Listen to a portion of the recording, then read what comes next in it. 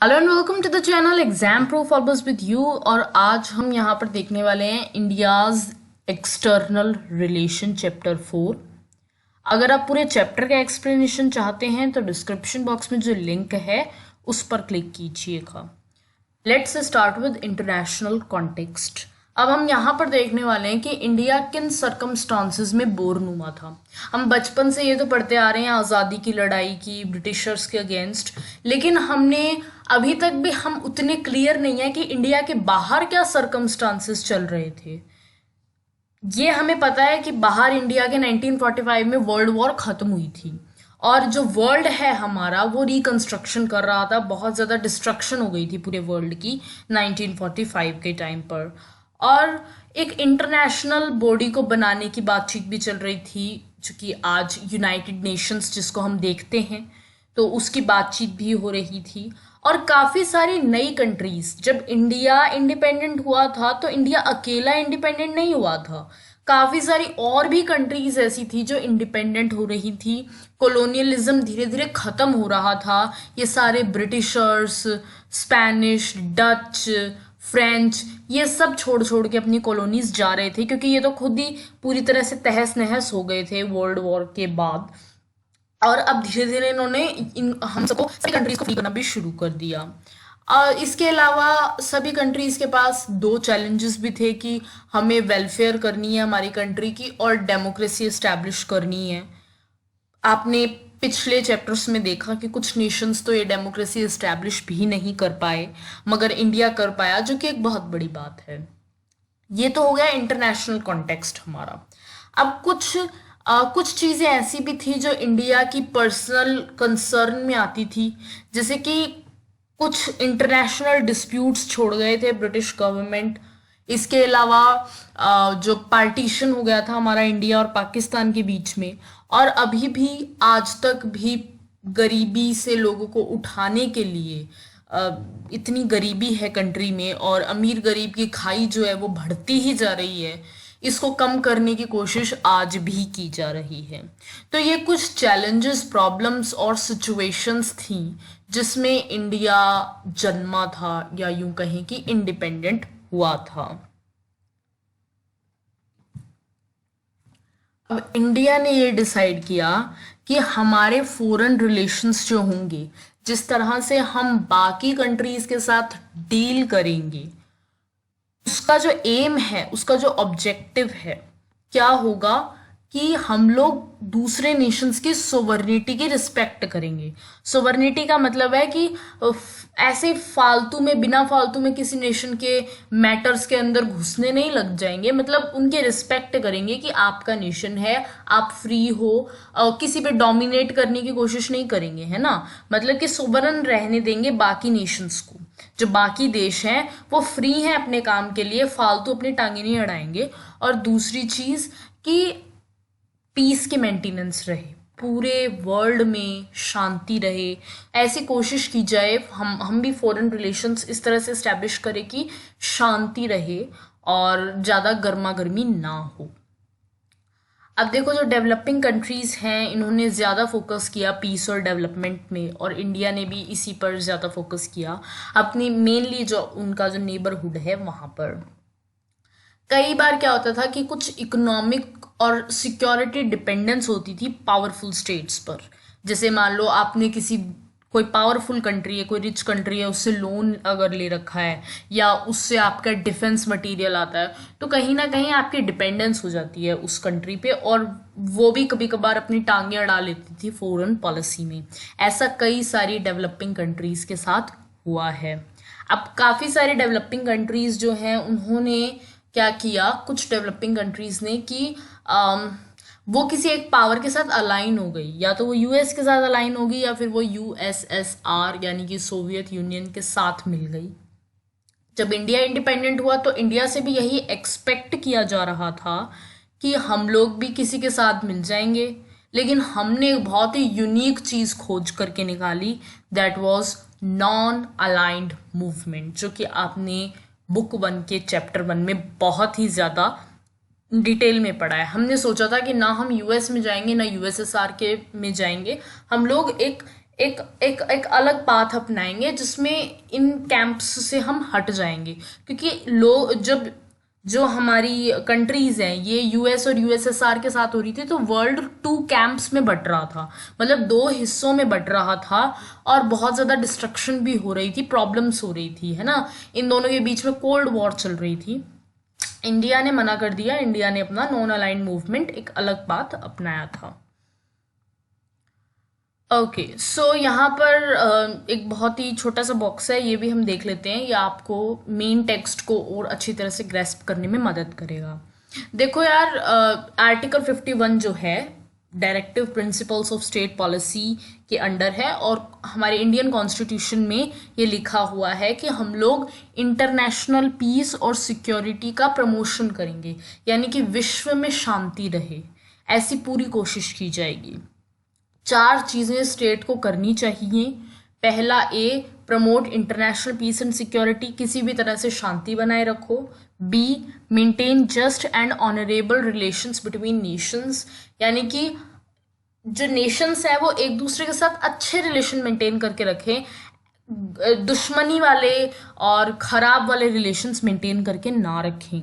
C, foster respect for international law and treaty obligations in dealings of organised people with one another, यानी कि जो भी हमारे international community ने जो भी कानून बनाए हैं, जो भी एग्रीमेंट्स हम लोगों ने साइन किए हैं, उसकी पूरी हमारे दिल में रिस्पेक्ट होनी चाहिए, और जब भी हम किसी दूसरे नेशन से डील करें तो इसका हमें ध्यान रखना चाहिए। D, encourage settlement of international disputes by arbitration, मतलब कोई अगर इंटरनेशनल डिस्प्यूट हो रहा है, कहीं कोई लड़ाई झगड़ा हो रहा है, तो ये पूरी कोशिश करेगा इंडिया कि वो डिस्प्यूट एकदम सेटल हो जाए, बीच में उसके मेडिएशन भी कर सकता है और उसको सेटल करने की कोशिश कर सकता है, ये इंडिया को करना चाहिए। तो ये 4 चीज़ें हैं जो कि directive principles of state policy में लिखी हुई है कि हमें कैसे बाहर के नेशंस से डील करना है। हमारा एम जो है वो यही रहेगा कि हम इंटरनेशनल पीस और सिक्योरिटी बना करके चलेंगे, पूरे वर्ल्ड में शांति बना करके चलेंगे, और लोगों की सोवर्निटी, जो दूसरे नेशंस की सोवर्निटी है, फालतू उनके मामलों में टांगे नहीं अड़ाएंगे, मतलब एकदम शांति रखेंगे।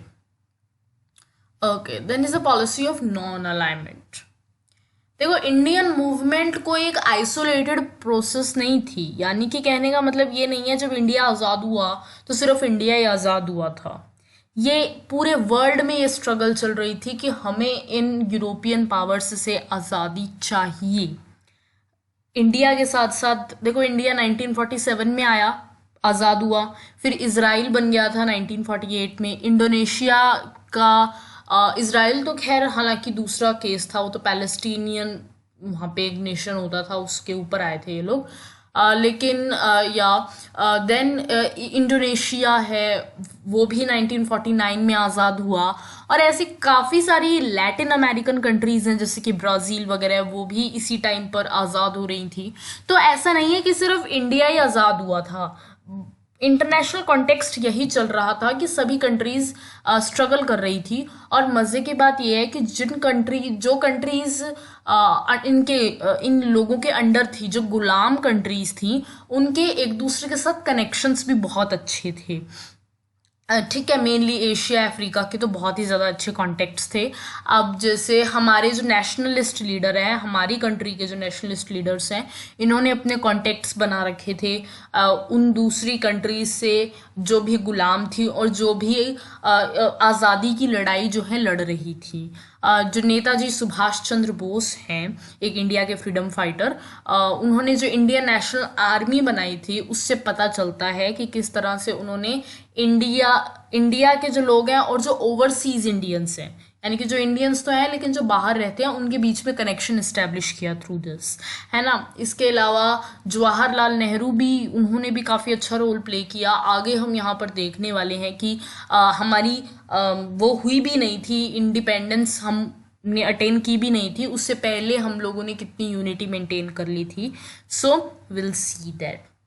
अब ये जो इंटरनेशनल कॉन्टेक्स्ट था ये यही चल रहा था, यूएसए यूएसएसआर कोल्ड वॉर चल रही थी, यूएन बन चुका था, और न्यूक्लियर वेपन्स जो हैं वो लोगों ने बहुत ज़्यादा बनाने शुरू कर दिए थे।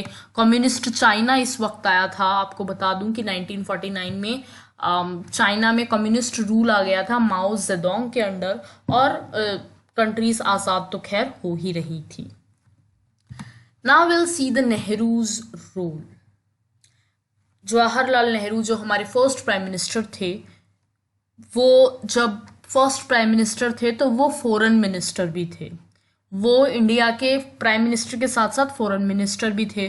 तो उन्होंने जो 1946 से 1964 तक का जो टाइम पीरियड है, इस पे उनका सबसे ज़्यादा इन्फ्लुएंस था हमारी फॉरेन पॉलिसी पर।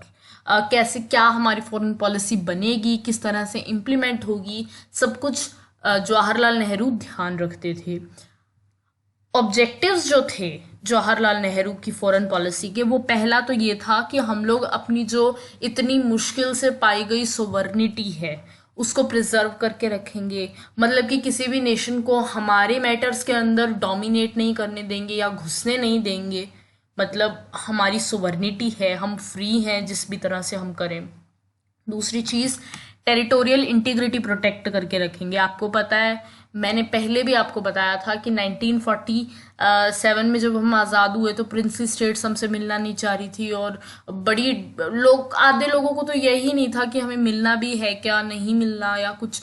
तो बस इनका ये एक काम था, इनका एम था कि हमारा इंडिया डिवाइडेड ना हो, हमारा इंडिया एकदम जुड़ा हुआ रहे। तीसरा जो ऑब्जेक्टिव था वो था रैपिड इकोनॉमिक डेवलपमेंट, यानी कि हमको तेज डेवलपमेंट करनी है। अब हम आज़ाद हो गए हैं तो आज़ादी का गाना नहीं गा सकते, अब हमें डेवलपमेंट भी करनी होगी। मतलब कहने का मतलब ये है कि आज़ादी का गाना गाओ, लेकिन डेवलपमेंट अब हमें बहुत ज़्यादा रैपिडली और बहुत ज़्यादा इकोनॉमिक डेवलपमेंट चाहिए है इस नेशन को और ज़्यादा स्ट्रांग बनाने के लिए। तो अब नेहरू ने, अब जो इंस्ट्रूमेंट था इन ऑब्जेक्टिव्स को अचीव करने का, वो नेहरू ने सोचा कि नॉन अलाइनमेंट होगा। ठीक है, यानी कि हम लोग ना यूएस से मिलेंगे ना यूएसएसआर से मिलेंगे, तभी हम इन चीज़ों को अचीव कर पाएंगे। अब कुछ ब्लॉक्स इंडिया में ऐसे थे जो चाहते थे कि हम यूएस से फ्रेंडली रहें ज़्यादा, क्योंकि यूएस में डेमोक्रेसी है। आपको पता है कि यूएसएसआर में कोई डेमोक्रेसी नहीं, तो फिर अब वहाँ तो कम्युनिस्ट रूल था। तो कुछ लोगों ने कहा कि भाई इंडिया में भी डेमोक्रेसी, यूएस में भी डेमोक्रेसी, इनके साथ मोर फ्रेंडली रहो। कुछ ऐसे जो लीडर्स थे वो, that included doctor Ambedkar also, और कई लोग ऐसे थे जो कम्युनिज्म को ओपोज करते थे।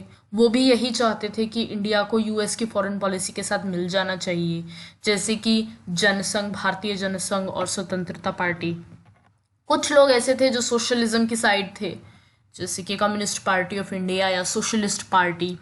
तो ये लोग यूएसएसआर की साइड होना चाह रहे थे, मगर फाइनली नेहरू ने एक बीच का वे निकाला कि हम लोग एक ऐसी फॉरेन पॉलिसी बनाएंगे जिसके अंदर कि हम लोग नॉन अलाइंड ही रहेंगे, किसी के साथ मिलेंगे नहीं। Distance from two camps. देखो, हम लोगों ने यहाँ पर वापस से ये सोचा कि हम लोग नॉन अलाइंड रहेंगे।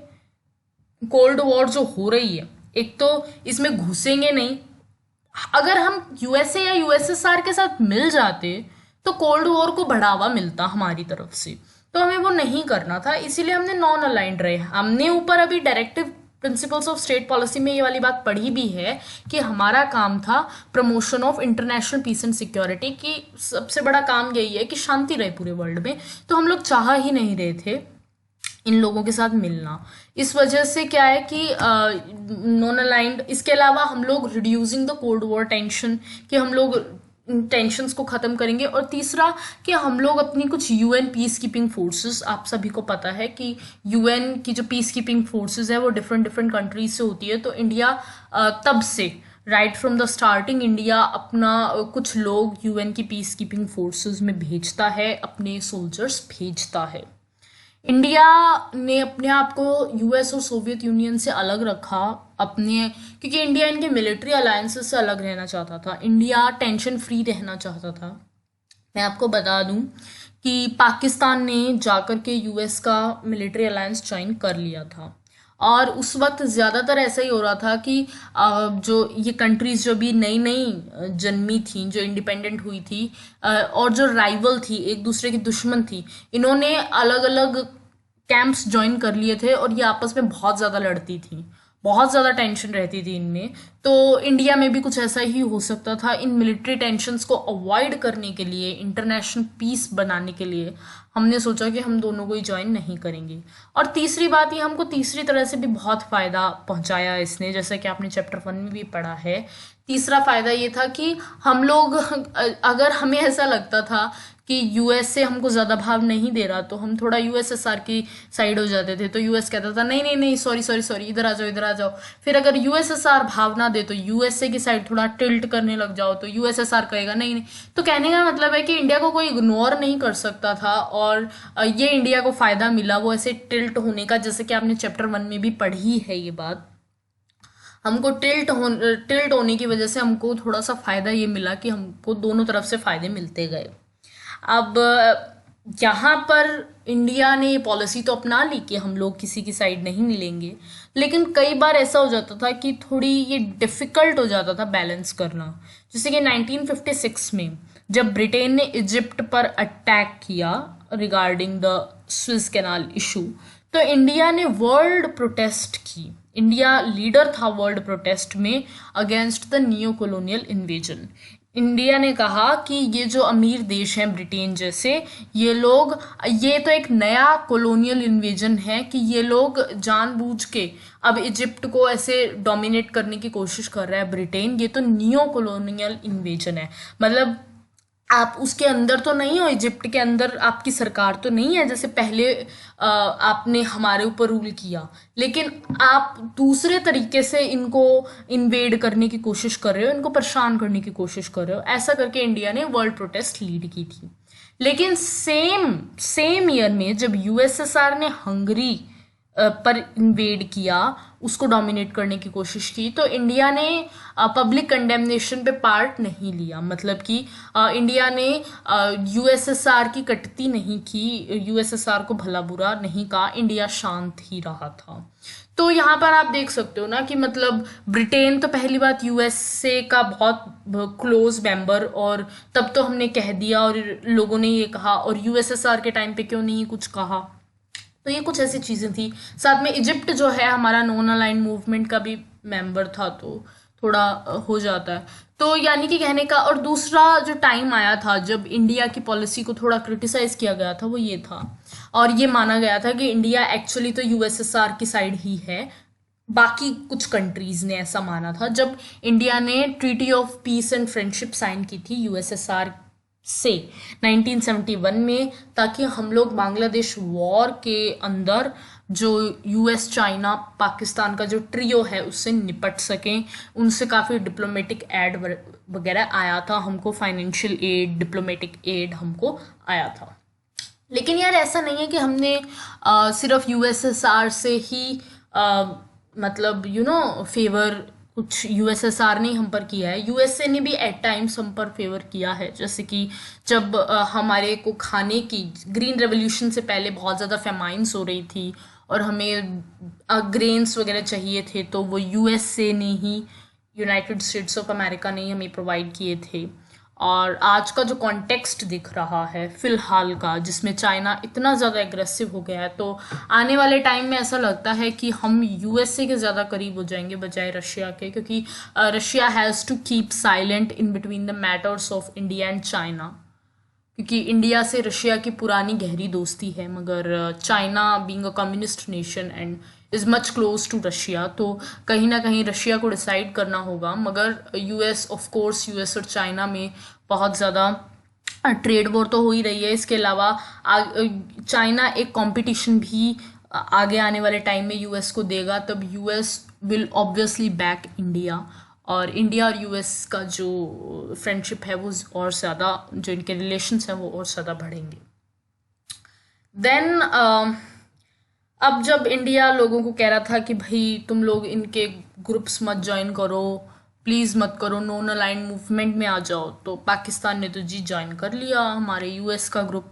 और अब क्या था कि इंडिया, यूएस खुद खुश नहीं था, यूएस को पसंद ही नहीं था इंडिया का नॉन अलाइंड मूवमेंट, और कुछ प्रॉब्लम्स भी आई इंडियो यूएस रिलेशंस में 1950s का जो टाइम था उस वक्त। यूएस को ये भी पसंद नहीं आया कि इंडिया की सोवियत यूनियन के साथ पार्टनरशिप बढ़ रही है। कुछ लोगों ने तो ये भी कहना शुरू कर दिया था, कुछ नेशंस ने, कि ये इंडिया दिखाता नहीं है लेकिन है ये यूएसएसआर की साइड ही। तो कहीं ना कहीं या हमारा थोड़ा सा टिल्ट ज़रूर था यहाँ पर, यूएस को जो पसंद बिल्कुल नहीं था। तो this was the thing, and then is the Afro Asian unity. देखो ऐसा है कि जब हम लोग आज़ाद हुए थे, या आज़ादी के कुछ टाइम पहले, हम लोगों ने काफ़ी सारी एकता मेंटेन कर रखी थी एशिया और अफ्रीकन कंट्रीज़ ने। नेहरू जो थे वो आर्डेंट सपोर्टर थे, वो इस चीज़ के पक्ष में थे, इस चीज़ के समर्थक थे कि हम लोग एशिया की जो कंट्रीज़ हैं इनको एक साथ मिल कर के रहना चाहिए। हमारी जो साइज़, लोकेशन और जो पावर पोटेंशियल था, इसकी वजह से नेहरू को ये लगता था कि इंडिया वर्ल्ड अफेयर्स में बहुत ज़्यादा बड़ा रोल प्ले करेगा। और इंडिया ने एशियन रिलेशंस कॉन्फ्रेंस भी कन्वीन की थी, बुलाई थी मार्च 1947 में, जबकि हमारा देश भी आज़ाद नहीं हुआ था। 5 महीने बाद हमारा देश आज़ाद हुआ था। देन इंडिया ने पूरी कोशिश की थी कि इंडोनेशिया की फ्रीडम जल्दी हो जाए डच से, और इस मामले में इंटरनेशनल कॉन्फ्रेंस भी बुलाई थी 1949 में। देन इंडिया स्टोन सपोर्टर है डीकोलोनियलाइजेशन का, और उसको इंडिया ने रेसिज्म को अपोज किया कि आप किसी भी रेस के व्यक्ति को ब्लैक वाइट ऐसे नहीं कर सकते। एस्पेशली जो साउथ अफ्रीका का अगेंस्ट रेसिज्म एक यहाँ पर वर्ड दे रखा है अपार्थेड, इसमें अपना सपोर्ट दिया। देन एफ्रो एशियन कॉन्फ्रेंस एक हुई थी, बांगडुंग कॉन्फ्रेंस, इंडोनेशिया के जो बांगडुंग सिटी में 1955 में, जिसमें इंडिया ने बहुत ज़्यादा एंगेजमेंट की एशियन और अफ्रीकन कंट्रीज़ के साथ। और इस ही बांगडुंग कॉन्फ्रेंस ने बाद में नाम को इस्टेब्लिश किया। फर्स्ट समिट नाम की बेलग्रेड 1961 में हुई थी। नेहरू इसके को फाउंडर थे, जैसा कि आपने चैप्टर 1 में पढ़ा है।